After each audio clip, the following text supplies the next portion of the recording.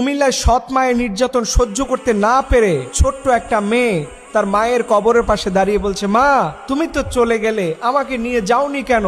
এই পৃথিবীর কষ্ট আমার আর সহ্য হয় না। দেখেন এই কথার ওজন কত, এটার ওয়েট কি আপনি বুঝেন? আপনি কি বুঝেন একটা ছোট্ট মেয়ে কতটা কষ্ট পেলে পরে তার মায়ের কাছে গিয়ে সে তার কষ্টের কথা বলে? আমি ওই ভাইদেরকে, আমি ওই পিতাদেরকে বলবো যারা দ্বিতীয় বিয়ে করে প্রথম সন্তানদেরকে ভুলে যান, অথবা প্রথম স্ত্রী মারা গেছে দ্বিতীয় স্ত্রীকে নিয়ে পড়ে আছেন, প্রথম ঘরের সন্তানদের দেখেন না।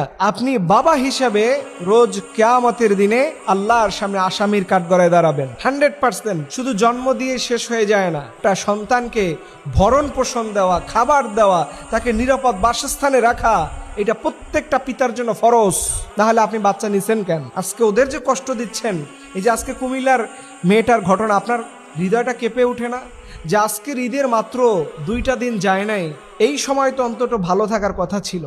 কিন্তু বাস্তবিক অর্থে আমাদের সমাজে এরকম হাজারো মেয়ে আছে, যেটা ফেসবুকে আসে আমরা জানতে পারি, কিন্তু হাজারো এরকম ছোট্ট সোনামণির আছে যারা মা মরে গেলে পরে বুঝতে পারে পৃথিবীটা আসলে কতটা কঠিন। এইরকম বাবা যারা আছেন, আমি আপনাদেরকে হাইলি অনুরোধ করব, এই ছোট্ট সন্তানের প্রতি যদি আপনি অনাচার করেন, জুলুম করেন, অত্যাচার করেন, আপনার এই সন্তানদের প্রতি যদি আপনি অবহেলা করেন, তাকে খাবারে কষ্ট দেন, খোঁজ খবর নেন না, দ্বিতীয় স্ত্রী যা বলে সেটাই শুনে নেন, প্রিয় ভাইরা, এটা করতে যাবেন না, আপনার জন্য বিপদ হয়ে যাবে। আজকে আমাদের সমাজের এইগুলো দেখার মতো কেউ নাই। অনেক জায়গায় দেখবেন বাপ দ্বিতীয় বিয়ে করে প্রথম ঘরের সন্তানদের খোঁজ খবর নেয় না।